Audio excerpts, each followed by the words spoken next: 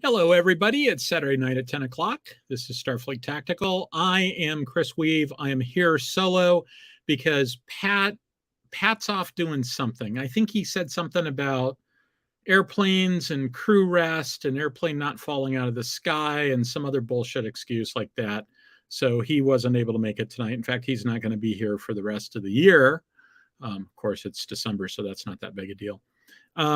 And I am reminded, just looking through some of the comments on YouTube, that it might be kind of weird if you, because I'm sending this out to two different channels. I'm sending it out to the Area Studio channel and the Axanar channel. That's going to change at some point, by the way, and I'm just to let you know, we'll broadcast exactly how we're going to change that. But I'm responding using the StreamYard controls, and as a result, sometimes I'm responding to stuff on one channel and it shows up on both. So for those of you who are confused, those of you on the the Axanar channel that are confused, or no, the Area Studio channel that's confused about what sounds delicious, TJ Zazadlo was talking about what he had made for dinner. So that's what sounds delicious. So in any event, like I said, I'm solo tonight. I asked Alec if he wanted to join me, but Alec is actually at a game convention in Atlanta at this point. So I am solo, and I'm going to do a presentation tonight. So let me add that to the stream. So this is the same cover sheet as always. And as always, I am not speaking for my employer, past, present, or presumably future. Hopefully I can speak for a future employer, because that would mean I was self-employed, but that's not happening right now. Okay, a few quick announcements so that I don't forget them. So there's probably not going to be a show next week, because if everything goes well, I'm going to be out of town. If everything doesn't go well, in other words, I don't successfully buy a new car this week, then there might be a show tonight, because I'm not sure I trust my car to drive the distance that I'm supposed to drive. But right now, plan on there not being a show on the 10th of December. There's going to be a show on the 17th of December. It's going to be me solo, because Pat's unavailable. But then the next two Saturdays for the rest of the year after that are Christmas Eve and New Year's Eve, and I don't expect there to be a show either time. Christmas Eve, I might actually be around here, but my guess is everybody else is going to be busy, and I probably won't do a show. New Year's Eve, my expectation is actually that I'm going to be out of town and won't be able to do a show. So group events, of course, Exordium book read along. Haven't started that myself. I'll tell you when I start it so that you guys can start too if you're interested. Pat and I are still planning on doing a Babylon 5 watch along. It's just we need to coordinate on that. Haven't had a chance to really do much with that recently. So take a look at my core caveats there. My opinions only, not my employer's. Nothing I say should make you not enjoy something you currently enjoy, but disbelief should be suspended, not lynched. That's going to be some of that's going to be relevant later on, especially the additional caveats there about, this is a TV show, and I'm sort of selective in what I look at in the TV show when I'm talking specifically about Star Trek stuff. And tonight, I'm going to be talking a lot about Star Trek. So this is the list of topics I've been going through, and a lot of those, I haven't gotten to yet, etc. But you may notice that I've added a few things. First of all, I'll thank TJ Zazadlo in advance, because not only is he going to do part 2 of his Starfleet Admirals talk, but we were talking earlier today, and he's going to do a Battlestar Galactica talk. And so that'll probably, we'll do that at some point. And then at some point, I still want to do a Battlestar Galactica watch along similar to the Babylon 5 watch along. But TJ is talking about doing a sort of a description of combat in that, which I think will be a good scene setter for it. But you'll notice there's a couple of other things that I've added there. So I'm going to do a summary of what we've done so far in sort of the naval history stuff to sort of get us back into there. I've added a couple of other things in there. Like I almost did a talk tonight on what is doctrine. You hear me talk about doctrine a lot. I give examples of doctrine in terms of how World War II naval doctrine was so important. But, I was thinking about taking a step back and doing a little bit on that. because I was reading some doctrine statements earlier today, because as part of the day job, and some things related to that. And so I figured, that would be a good talk at some point. But I ended up adding something that I'm going to talk about tonight, and that's specifically multi-mission reconfigurable starship. Some thoughts on that. And I'm going to look at a couple of things in particular. So, as I mentioned, future plans, before we get to that, as I mentioned, future plans are for there to be a Starfleet Tactical YouTube channel. Stogie and I have been working on that. It's been going kind of slow, both because, we both got other things we got going on. But the idea is that we're going to probably new episodes would go to Ares Studio and Starfleet Tactical. The archive would be on the Starfleet Tactical channel. Probably wouldn't be any longer on the Axanar channel. And that's because Stogie is the social media guy. He's the YouTube algorithm guy. He's the guy who sort of figures out how that works. He says he thinks it will work best that way, so I believe him. I want to create a Starfleet Tactical Facebook page. I just haven't gotten around to that. And I'm also thinking about other things I can do and sort of bringing other people onto the show, so it's not just me giving presentations all the time. I love giving presentations, but all the low-hanging fruit is gone, and they're getting harder and harder for me to put together. Thanks again to Alec for being willing to jump in and help out in that regard, because it means that it's not, a week that Alec's on, we can just talk and I don't have to put together a presentation.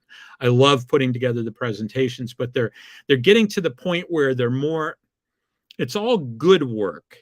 It's more work. So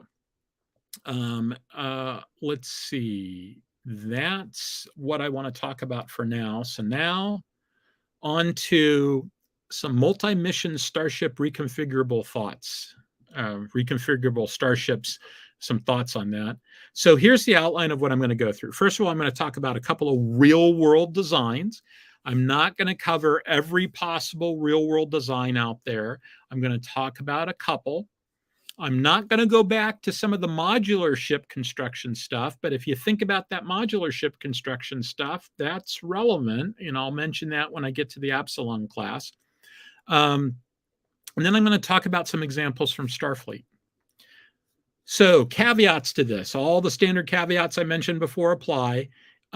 As far as Star Trek goes, I'm only going to look at the original series, TMP, and a couple of fan-produced things, just because they're cool. I am not going to get into Discovery or the JJ Verse or even Galaxy class ships. I'm just basically going to keep it nice and simple, and hopefully that'll become apparent why I am, because there's a couple of things in particular that pointed me at this topic. Also, it's not something that I've really rigorously researched. I put this together pretty quickly based upon a few things in some conversations with Pat and Andy Presby. I reserve the right to change my mind. I also reserve the right to come back at some point and do this topic again and give it a little bit better, a little bit more in-depth, more methodical treatment. Also, special thanks, that should say Google. Special thanks to Google and the Cygnus TACX1.net site that has a lot of Star Trek blueprints. I pulled a lot of illustrations off of that.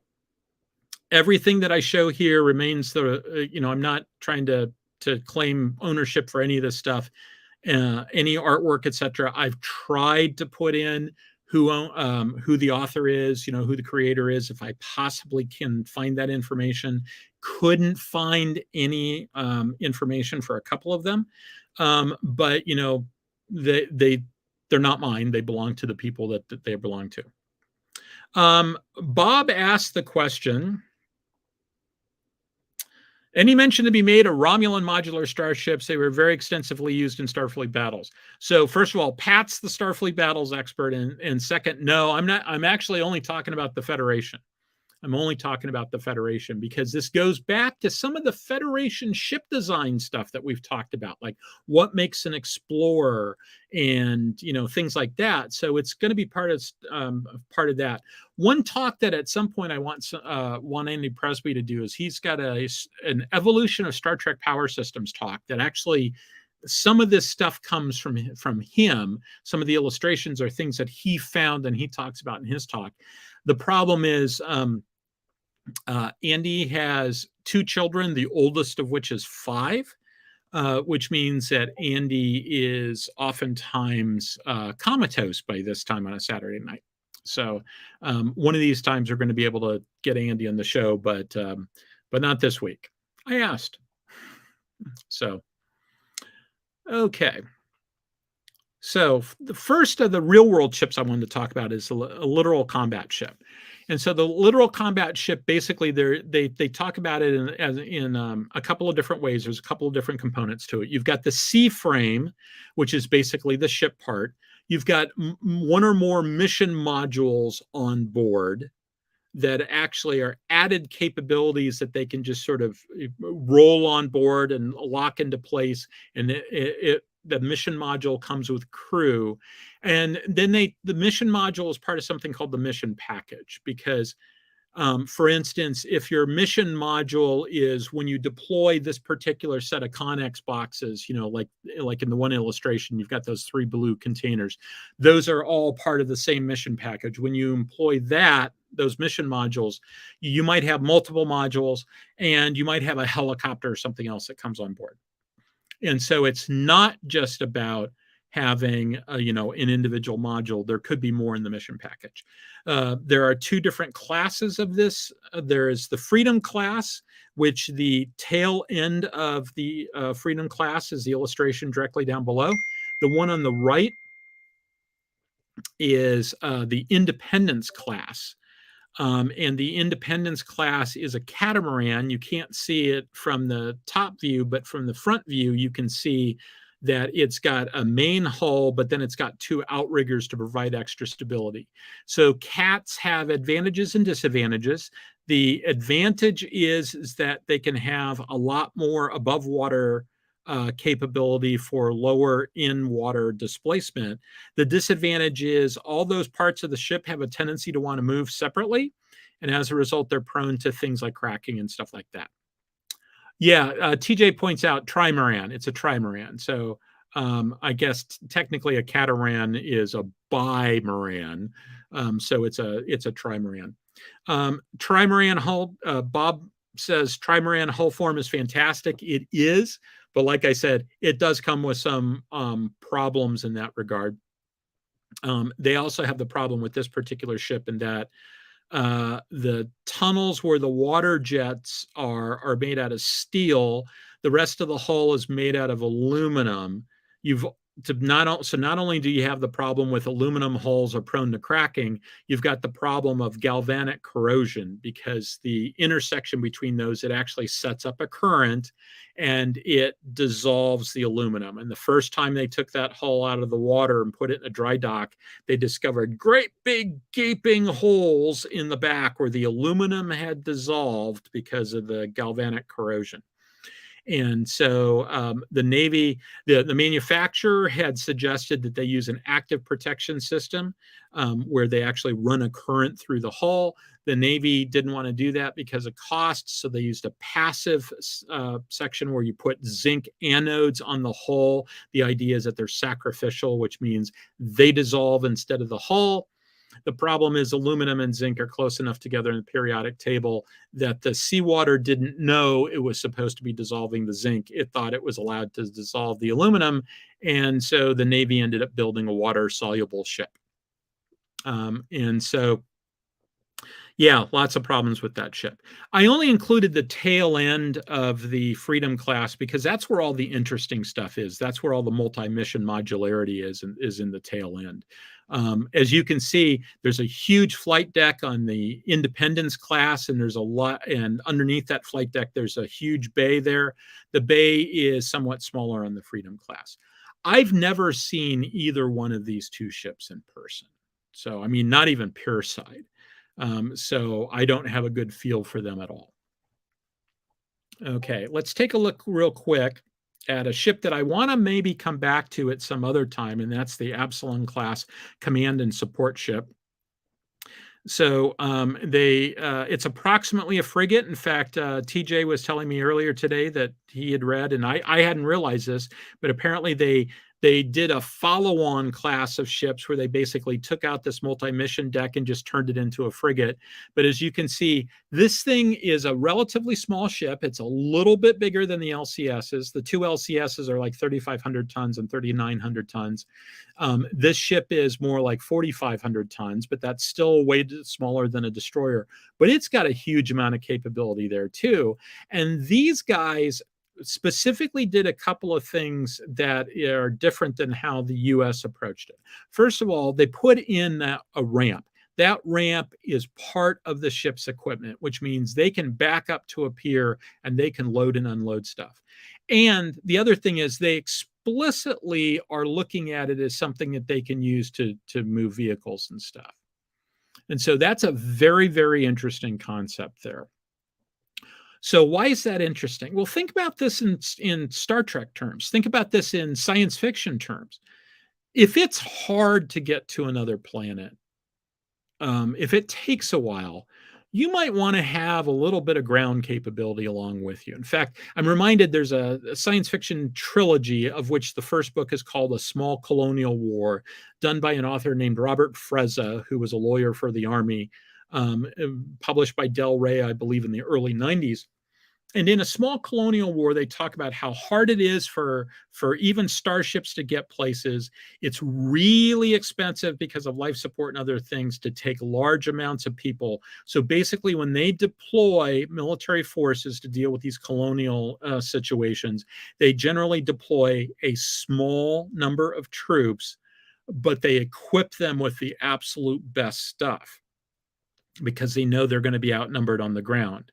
And so this is, the first time I saw this ship, I immediately thought of that science fiction novel because this is really sort of this is exactly the sort of thing that he was talking about. And so, think about the idea of just having just a small number of troops involved, not huge, not thousands, but like a company or two. And whatever vehicles they need, and that's what you put on the ground. It gives you a little bit of capability. Now, you can also use something like this. That could be a hospital in there, right? You could bring in some Connex boxes that have mobile hospital equipment in it. You could set up operating rooms, et cetera, et cetera. That's a lot of capability there. You might be asking yourself, why does it have two doors? So you can't really see it very well in this picture, but you'll notice there's something hanging from the ceiling part way back on that left-hand door.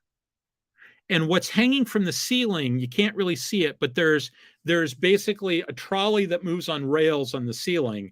And the idea is that it's got a boat or something slung underneath it. In fact, if we go back a slide, you can see that you go to the very stern of the Independence class, of the one on the right, and you can see there's an orange, a rigid hull inflatable boat that's got that orange inflatable skirt around it. Well, that's the same idea.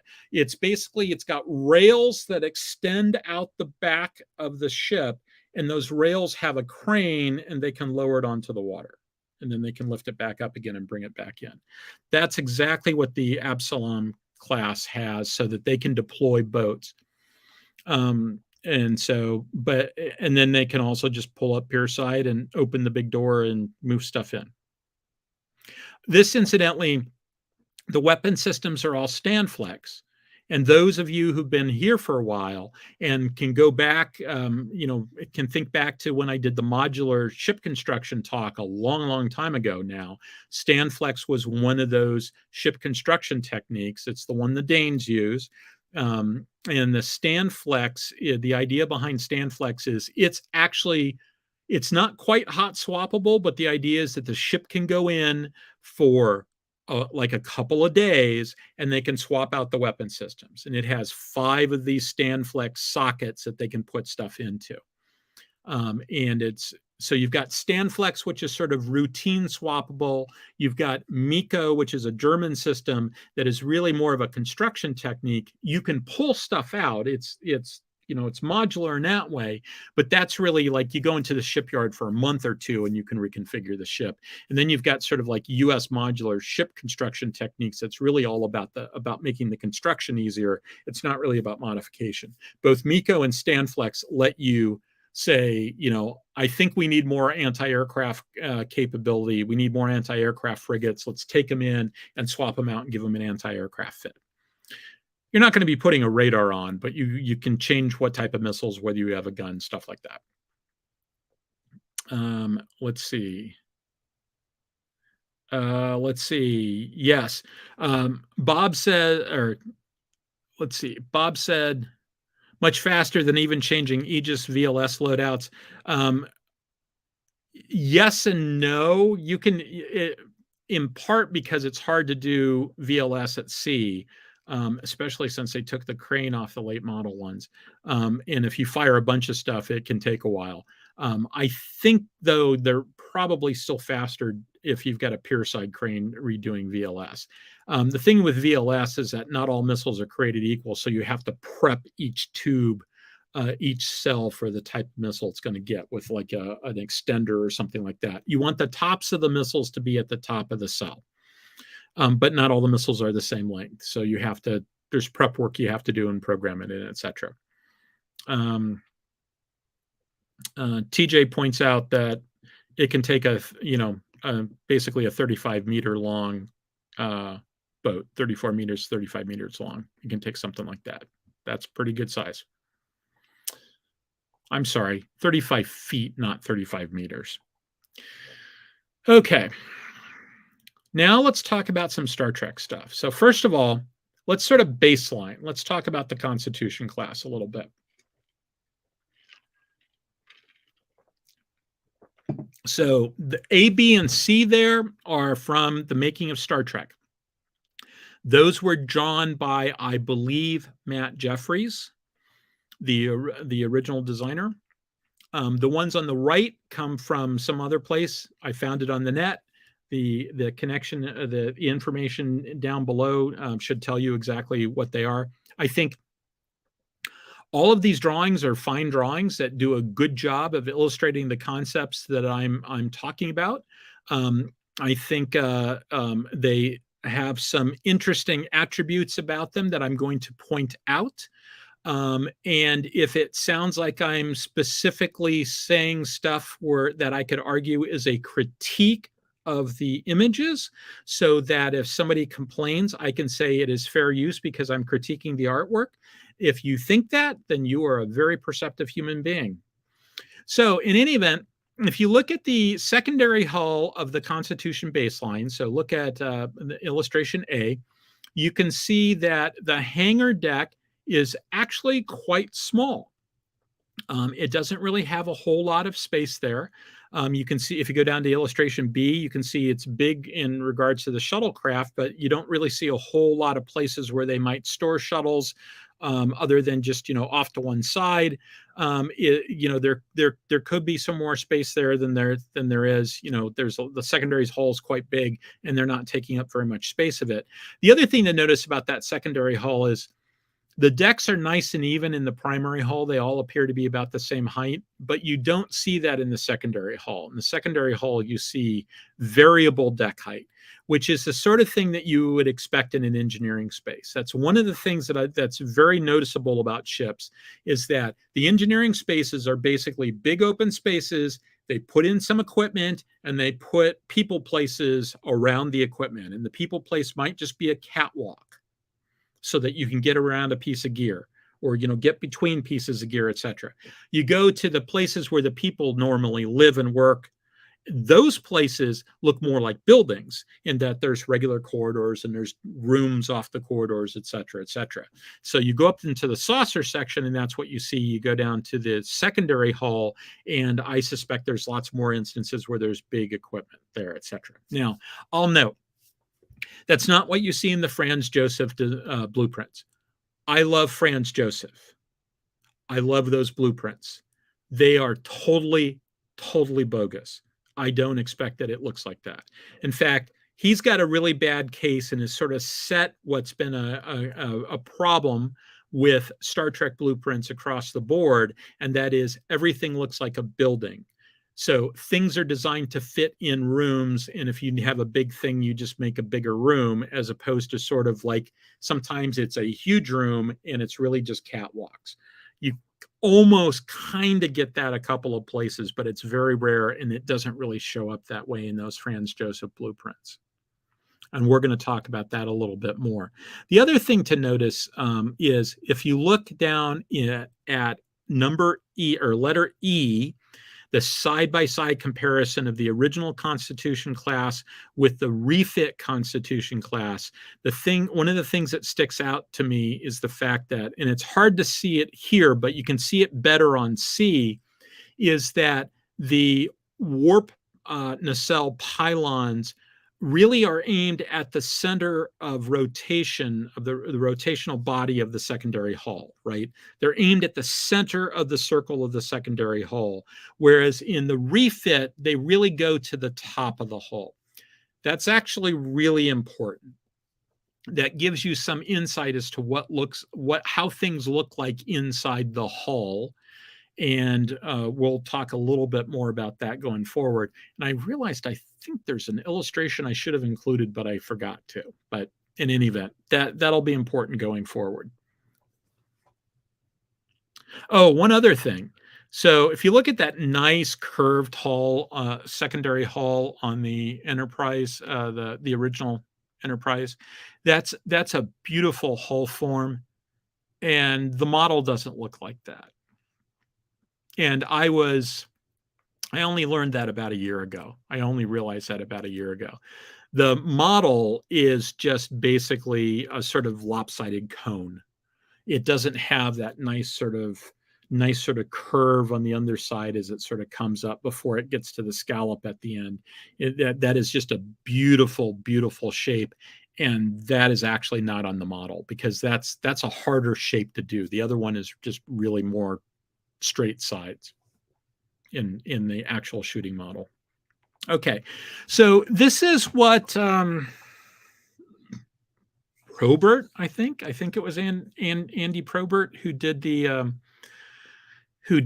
design for the TMP Enterprise. I could be totally and completely wrong about that. I'm sure people will correct me, but this is sort of how he was planning out the shot for the matte paintings that we're going to look at in the next slide.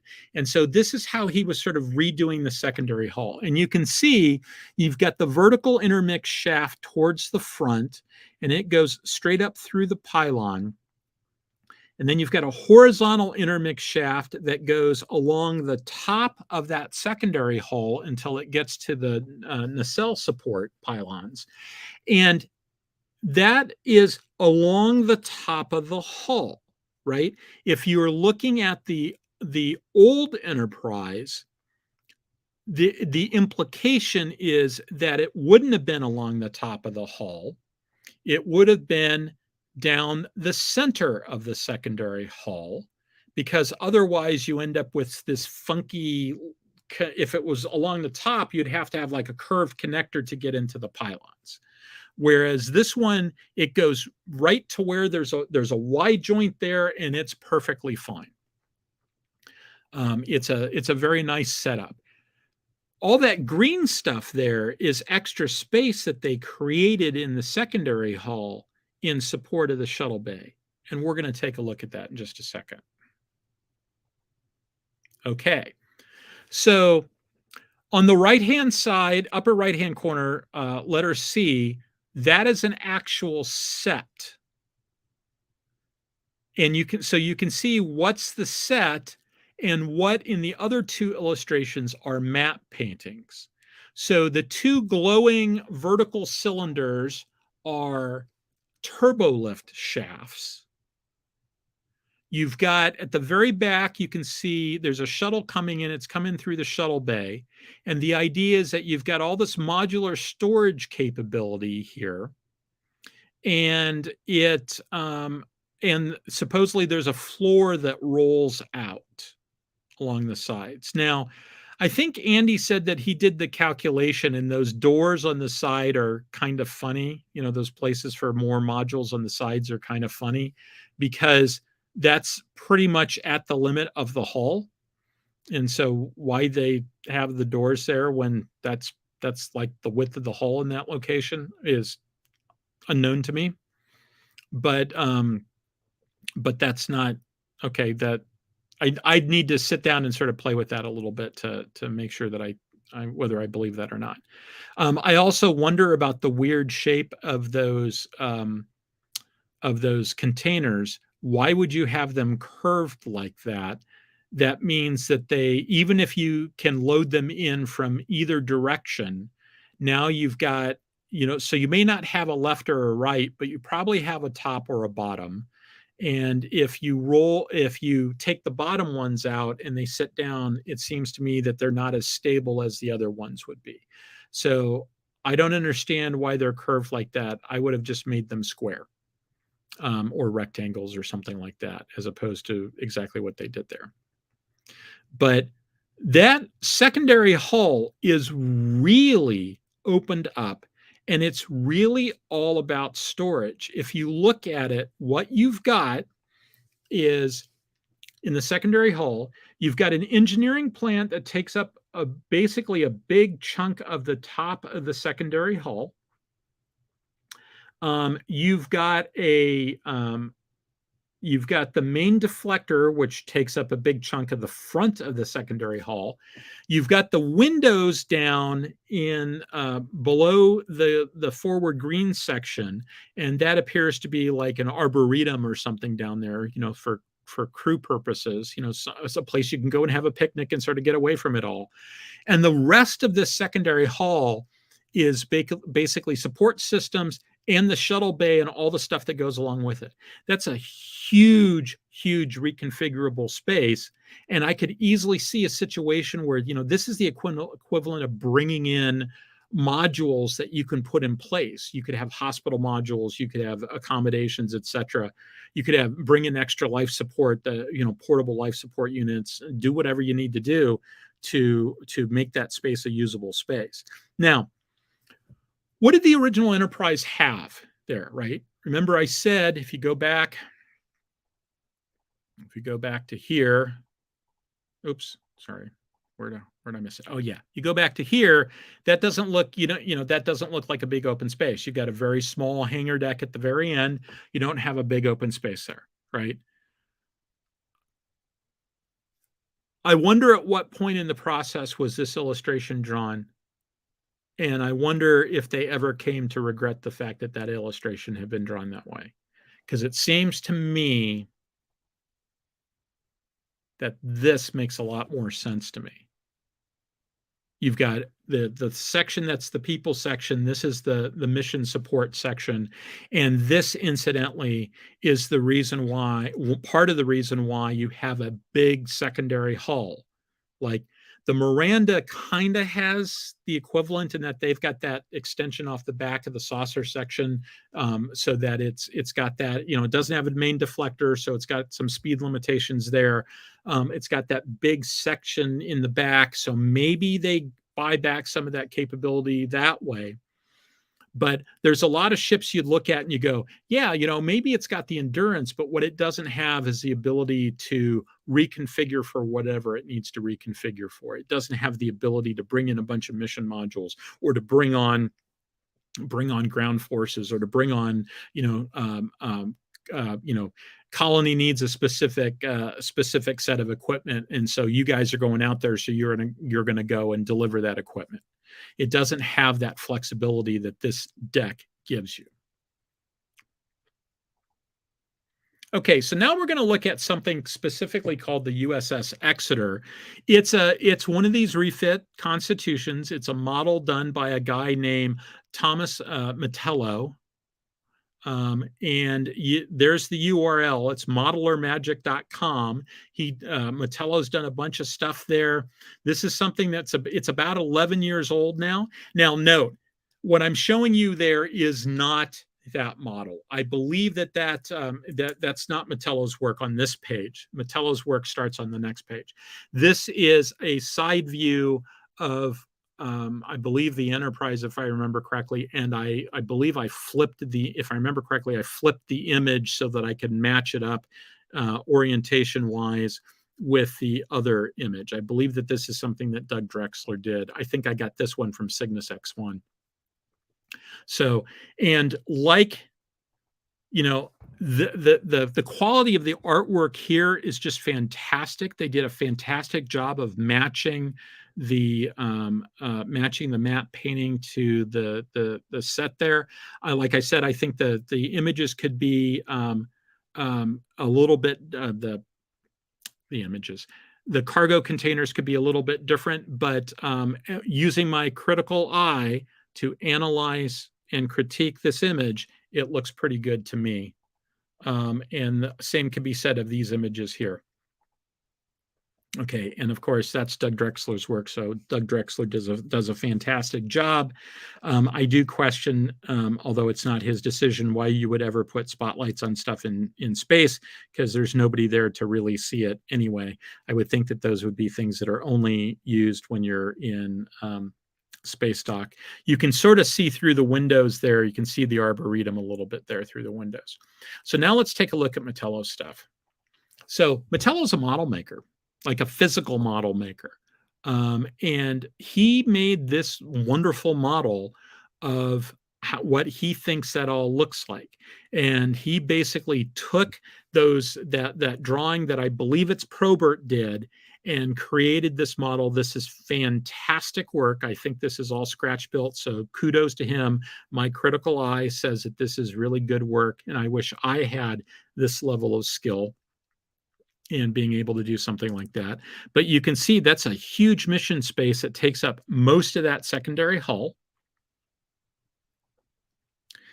And if we go here, you can see this is it when you sort of take it apart, so you've got a better idea. The image below is just that cargo area, and then it's the top one shows the Arboretum up front. Good use of color.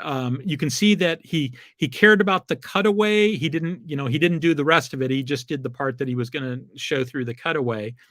It's got a multi-layer part there, multi-level part there. So you've got a place where you can put shuttles sort of off to one side, but then you've got the mission area back a ways.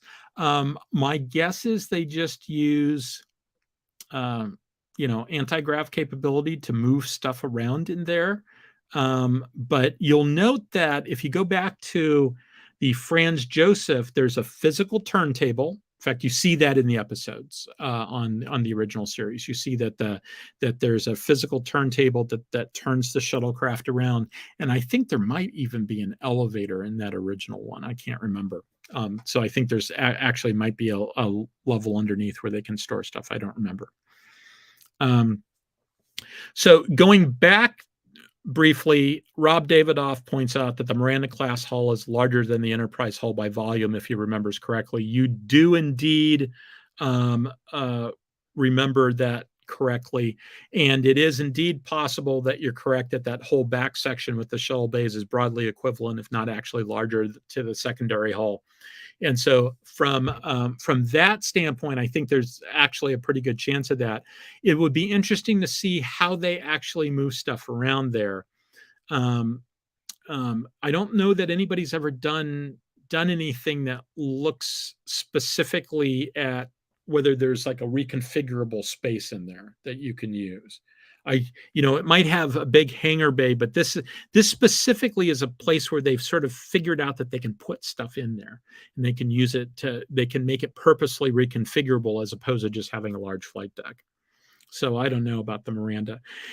The other thing that you run into all the time, so a lot of the fan stuff is really good, and this in particular is really good. I really don't have anything negative to say about this. But there's some fan stuff out there that has some real problems in that people don't understand things like you have to get access to stuff. Andy Presby made the comment to me earlier today that, people will just put warp intermix shafts, warp cores, just any place, and they sort of forget that you have to get the antimatter from where the antimatter is stored and inject it into it, and that you probably want to put it in one end so that it can process its way through to the other end. They just sort of have this tendency to just sort of treat it like it's this independent battery that, as opposed to like a physical construct that has inputs and outputs from it. So, and coupled with the idea that a lot of the fan produced stuff is has way too many guns on it, that's a problem you run into. In fact, I'm going to show you one of those later in this episode. Okay, so here's a quick afterthought with regard to the Exeter. I'm not sure where this illustration on the bottom comes from, but the top is the original design from Mastercom Data Center. This showed up in a couple of their products. The idea was that this was a USS Belknap, a Belknap class strike cruiser. And one of the things that's notable about the Belknap is that it's got the warp engines attached to the bottom of the secondary hull. And I remember thinking, that might actually make sense in some situations, because if you've got an intermix shaft that's just going along the short portion of the hull before you get to that scallop at the end of the secondary hull, which is the claim for that scallop is it affects the warp field dynamics and it makes the ship more stable if you do that. If you've got this short section, it only needs to go back as far as where the branch off into the nacelles goes, as far as the support pylons. And so that might actually be an efficient use of space. You could have it at the vertical component of the system would be as far forward as you can get it, and you've got this small horizontal section. Now, if we go back to this one, you can see the secondary hull slopes down, so the ceiling of the shuttle bay going forward is basically level, right? And it really sort of slopes down after you get to the nacelle pylons. And so that's the same sort of idea. You're taking advantage of the fact that as the ship gets narrower, you've got this space that isn't very usable for the big cargo shuttle area, but it could be part of your warp drive system. And so you can take advantage of that by putting it at either the very top or the very bottom. Personally, I kind of like there's some refit stuff for the original Enterprise. People have done alternate blueprints, and when I said I should have grabbed one, that's what I should have grabbed. One of those that shows a horizontal intermix shaft in the original original series Enterprise, and the claim is it was there all along. Now, Andy Presby would argue with that. In his power systems talk, he argues that indeed it was the case that the warp reactors were actually at the front of the nacelles, that you only have warp coils at the end. The front, like third, is the reactor, and they're pumping plasma down into the ship. And so that it can go forward up into the impulse engines and be used for ship's power. They're not pumping it up to the warp engines. And that later designs, basically, they had to move that stuff out of the nacelles, because they ran out of room in the nacelles, basically, is what it boils down to. They wanted to make more warp coils to let the ship go faster and for longer periods of time. And so you need more warp coils, and either you make the entire nacelle bigger or you move that intermix out. And since a bunch of it's going to it's going to go to the impulse engines anyway, and has to go into the hull for ship's power, why not just take advantage of that secondary hull? So they seem to have repurposed the secondary hull. And Andy's got, potential backstory involving miniaturization and this and that and the other thing. And they made the secondary hull bigger and all the rest of it in order to make that work. So, we need to really get them on. But so I think that this is another example where there's probably a linear thing that's at a linear intermix shaft that's at the bottom of that secondary hull that basically ends where the pylons are and takes advantage of the fact that that's otherwise not very usable space. To be honest, I haven't really gone through with that cutaway and really looked at it in any detail. Okay, so one more design. Oh my God, we might actually end early tonight. That never happens. I know it never happens. So, but it might happen tonight because I think this is the last slide. It's either the last slide or the second to last slide. My goodness. Yes. So this is something that I only discovered in the last couple of days. And, you know, this is just a fan produced thing. I literally couldn't figure out who it is. It's on a couple of Pinterest sites. As near as I can tell, it might have been produced in Japan. At least that's the people that seem to be showcasing it, seem to be Japan. But I didn't have time to do any more research to try to track it down. There's parts of this design that are just a hot mess. Like, for instance, why do you have the two separate roll bars, a top and bottom roll bar? That really sort of seems to be overpowered. There's a few places where there's angles I think are kind of weird. But overall, I think this is a really, really good illustration. Oh, by the way, I should say, I think both of these illustrations are really good too. I need to be able to look at the bottom one a little bit more to do much better critique, but I've always thought the top one was very well balanced, and it was a nice addition to the Star Trek universe. That's what my critical eye tells me.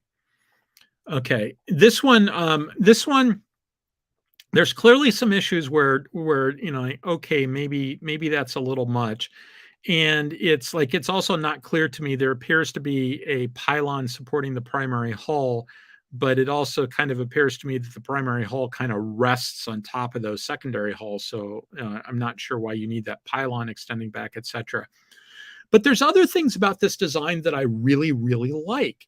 And one of them is that it appears to be the case. You've got this big section that they've built in between the two secondary hulls. And that big section strikes me as being something that could be a mission configurable section, so that you can you bring stuff in through the shuttle bay on either side, and then you just move it sideways, and you've got this big empty space that you can configure. Now, maybe there's stuff in there, maybe not, but that's what seems to me. And I look at this and I see a lot of possibilities. So first of all, what do I think that maybe this ship could do to begin with? Well, first of all, those are pretty beefy engines. Seems to me that if you've got two secondary hulls like that, you might, especially if this is a design where they sort of tried to take as much off the shelf stuff as you could, it's probably got two warp cores. It's probably got two shafts running down at the top of the secondary hull, about where those support pylons come into the secondary hull. It looks like there's only a single deflection crystal for the impulse drives up at the top, but then the impulse drives are sort of split far apart. You could easily imagine that as having two deflection crystals. So this strikes me as being a ship that could generate a lot of power if it needed to. It's got big beefy engines to move a big beefy ship, and hopefully, those engines are a little bit overpowered. That's one of the things I've learned from aircraft design, is that the best way to make your engines last a long time is to not operate them at peak performance, right? You need 1,000 horsepower, give it 1,300 horsepower, and always sort of, never have to go to the high end, and you won't wear your engine out. And so that could be what's going on here. Appears to have two deflectors, which potentially means that it can go faster. Or maybe it also means that each one of those deflectors is lower powered. So so it takes up less space in the secondary hull. Or maybe they're full powered and it just gives you extra capability, right? Maybe that's one of the things that increases your endurance. I suspect this ship is actually reasonably fast, despite the fact that it's sort of a big, heavy ship. I suspect this one can book. It's also probably expensive to operate because my guess is it has a bigger crew. 2 secondary hulls to me sort of implies 2 engine rooms. Good for redundancy, but I'm not, it would be an interesting design decision. But what could you use this thing for? You could use it as something that carries a lot of other spacecraft. So people are constantly wanting to add carriers to the Star Trek universe. So it strikes me that this is one right here. This looks like a carrier to me. You could use it as a transport, fill up those bays, all that extra space with personnel modules. And you could either take Marines if you need Marines, or you could take colonists if you want colonists. You could use it as a freighter. You could use it as a humanitarian assistance or disaster relief, or, a hospital ship, right? You could use it as an evacuation ship. If you know that you're going to have a problem, this strikes me as a ship that you could put a lot of people on, and it could carry a lot of resources to a disaster site if you know where that is, and you can get there fast because it's got big engines and 2 deflectors. Or it could just be Starfleet's best equipped explorer, right? Because it's got all of the attributes that Pat and I have talked about that you want in an explorer. It's got a deflector that lets you go fast, a big deflector dish that lets you go fast.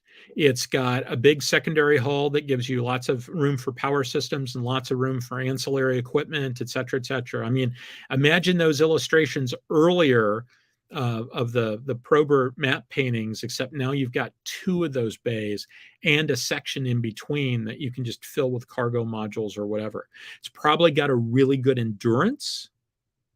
This is a ship that can run forever because it can carry so many supplies on board.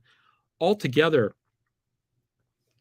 this is just fantastic in a lot of ways. I really like this design. Roll bars, maybe not so much. Olive points out, maybe a mobile command ship for many roles. Yeah, that could work out. TJ notices that the primary hull is a combo of the Excelsior. I mean, that does kind of look like an Excelsior primary hull, but it's got the Miranda wedge sort of added on to it. So yeah, that kind of works. I like that a lot. So I think that's a very interesting design.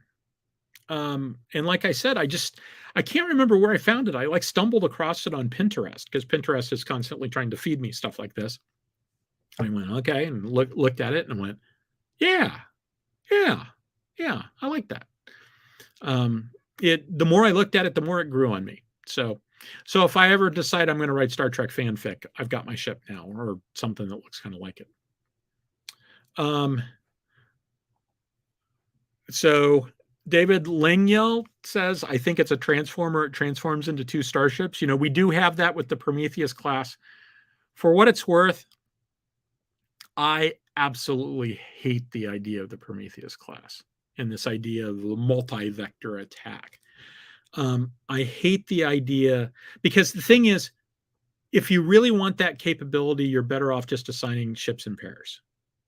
Because you've got to crew 3 ships if you split it apart like that. And maybe you can make the argument that because if you're doing a normal 3-section watch, when you go to battle stations, everybody goes on watch and they each get their own ship, etc. And because battles are likely to be short, you can make that work. So maybe you save something on crew. But the thing is, no matter how capable a ship is, and I used to say this to my Navy colleagues all the time, and they'd say, oh, the destroyers these days are so much more capable. They can do the equivalent of 3 ships. To which my response is, yeah, except they can't be in 3 different places at the same time, right? If you've got 2 ships, you can send them off in different directions if you need to do that all the time. With the Prometheus, You need to decide that you're going to split them up and keep them separate. And that it's not designed to do it that way. So Rob Davidoff says there's an interesting question with the twin warp cores about reactors. Aircraft carriers have two, but most subs only have one. That's true. So the USS Enterprise had 8 reactors. Some people claim that's because the previous class of aircraft carrier had 8 boilers, and so they just replaced them one for one. I think it had more to do with the size of the reactor they had available at the time and what they thought the reliability was. They want to they need a lot of steam all the time, especially when they're doing flight ops, because you've got to make the ship go fast and you need steam for the catapult. And so they just wanted to make sure. And so I think the reactor probably turned out to be a little bit more reliable than they thought they were, but they were being paranoid. The Nimitzes all have 2 reactors. In fact, if you go into what they call the 7-Eleven, one of the 2 ship stores, you can see there's these signs that say this is not to be used as a berthing area. And there's this big area in the deck where there's sort of like a structure there, like a hatch with a leaded glass that I think you can shine a spotlight through and see inside the reactor core. I think that's what's going on. And you look above you, and there's clearly a hatch in the ceiling where they can take bolts out and they can lift the reactor core out. So you're right over one of the reactors on the Nimitz class ship. All U.S. submarines, with one exception, have had 1 reactor. The one exception was the USS Triton, which was a radar picket submarine.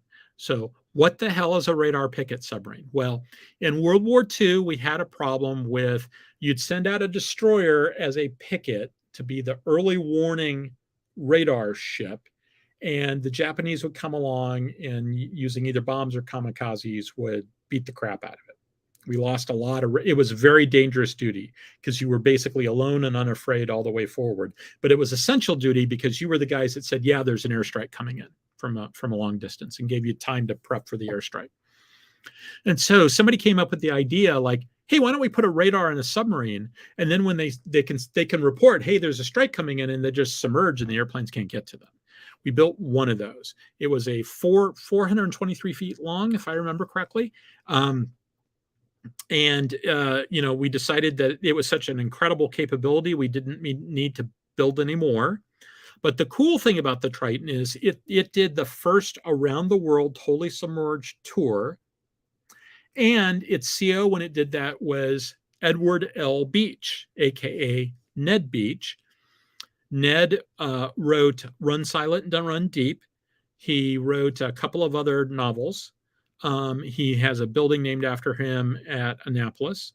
He's the guy who invented the football, which is he came up with the idea of the way to make sure that the president always has access to the nuclear codes is to just assign a naval officer carrying a briefcase with all the naval codes, who goes every place the president goes.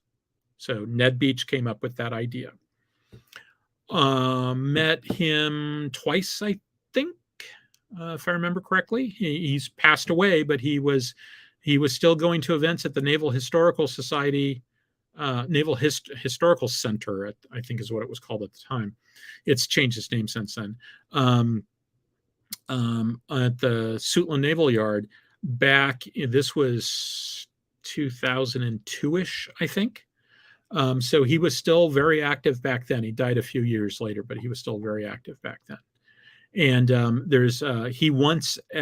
he told a story when I saw him the one time there about, there were a couple of things I remember. One was that he was still really, really angry at Buord for not taking the reports from the submariners seriously that there was a problem with the torpedoes. It wasn't so much that there was a problem with the torpedoes. It was that Buord blew them off, and a lot of good sailors died as a result of that. And the other thing that he said in that he talked about how at the beginning of the war, he was the communications officer in a submarine, and they got a report and it said begin unrestricted submarine warfare against Japan. And he went to the commanding officer and said, what does that mean? because they had basically been told, up until that point, you can't shoot at merchant ships. That's piracy, et cetera, et cetera. We threw our doctrine out the window at the very beginning of the war. I can't think of another instance in the history of at least U.S. warfare where the very first thing we did was throw away all of the stuff that we said that we were going to do a week earlier. We just threw it out the window. Now, an interesting little side story about that is that somebody wanted to use that story in their academic work. And so they pulled the thread a little bit on that story and discovered that Ned Beach was not the communications officer on a submarine at that point. So my working hypothesis is that it's a story that he heard. He probably had a very similar reaction wherever he was. And so, 70 years later, 60 some years later, his memory isn't quite what it was, and he just didn't remember the facts quite in the right way. But other than that, he still seemed really sharp. And the person who covered this, he put it in a footnote and said, I can't square this circle. I'm not even going to try. So let's see.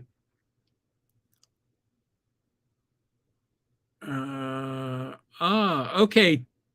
TJ says that there was a couple of other radar picket subs. Okay, I can believe that.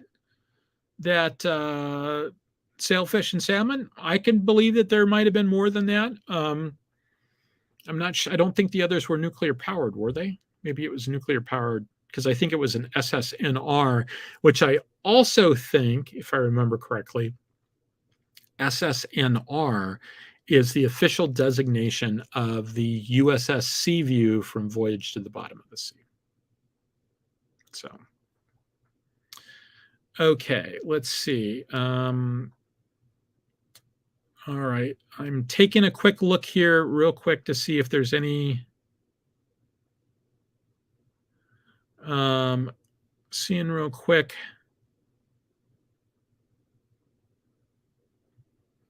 Oh, somebody said here, saw the Nautilus in person when they were decommissioning her for museum duty in the 80s. We were dry docked 100 meters from her for repairs. I've done the tour. It's a very interesting design. It's way, way different than a modern design. One of the things I thought was most interesting was that the CO stateroom literally opens directly into the control room. On a 688, he's down the hallway just a little bit. He's just a couple of steps away, but this one is literally, it opens directly into the control room.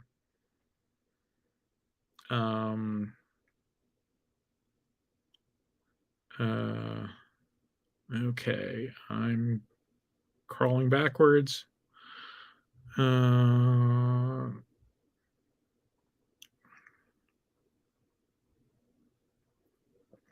On this particular one, Rob says it might be fast and it might be really long legs. Yeah, I think it has the possibility of having not only a good top speed, but a good sustained top speed. So TJ says it looks vaguely like the heavy battleship in Star Trek Starfleet Command. I wouldn't know, but that's interesting. I'll go pull the thread on that. Because that is not a game I'm particularly familiar with. Okay. I am scrolling backwards.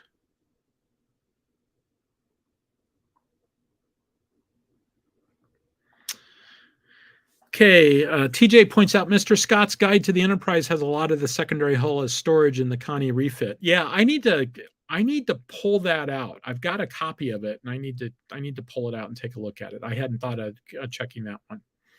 Like I said, this is a talk that I can easily see myself redoing and re-giving it because I put it together so fast. It was just like, yeah, this is the talk I want to do tonight. This is the talk I want to do tonight. So, okay. I am back to the beginning. So I think that's it. So Lissa was correct to be skeptical in that it is 11:04. So I did go beyond the hour. I know. Well, okay, but if I go to an hour and 4 minutes, even an hour and 5 minutes, is that really going long or is that going short? I mean, I know that it's scheduled for an hour, but we always go long. 104 minutes or 1 hour and 4 minutes actually seems like I'm. Look, at least it's not 11:30. At least it's not. Or close to midnight, which has happened a couple of times. Yeah, it has. In fact, I think that I want to say 11:35 the last time Alec and I were on the show. You weren't here, but Alec and I were on the show, and I think we went an hour and a half. I'm not surprised by that in the slightest. Yeah, I was actually kind of hoping that he'd come on because they did the B-21 reveal. Mm-hmm. I haven't actually watched any of the videos, but there's a whole bunch of YouTube videos. They finally showed what the B-21 looks like, and the new Air Force bomber. And so the claim has been that it's sort of kind of the Batwing type shape of the B-2, but it's going to be a lot smaller with fewer sawtooths. Mm-hmm. If you saw the top view, you'd know what I mean. It's going to be interesting to see what they end up doing with that airplane. It's going to be so. But well, I think I'm ready to call it a night. Yes, I am going to head on over to my Twitch channel and play more Pokemon. And I'm going to go to sleep because tomorrow I have to buy a car. Well, tomorrow I have to research buying a car. Joy. My car's having issues, and they're kind of like, we don't quite know what's going on. It might be the transmission, but they're not getting any codes from when they plug the computer into it. It's not, the transmission isn't complaining. It's kind of acting like it's the transmission, but it might be something else. Have they tried actually checking the computer itself to see if the computer has an issue?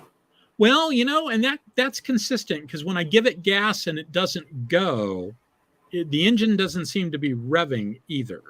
So that might be an indication there's something wrong with the computer. The thing is... have them run an actual diagnostic on the computer itself. Yeah, the thing is 297,000 miles. Look, that's a good run for a car, though. It's a great run for a car. And, I was even thinking, if I went in and they said, yes, your transmission is sending us the code saying, I'm about to give up the ghost, but everything else in your car is running great.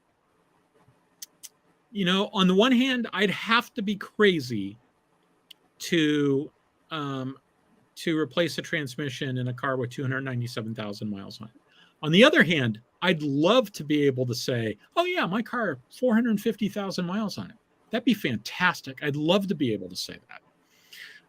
I'd love to be able to spend $5,000, even if I got, if I spent $5,000 and got another 60,000 miles out of it, that would buy me a little bit more time for the electric vehicles to get better.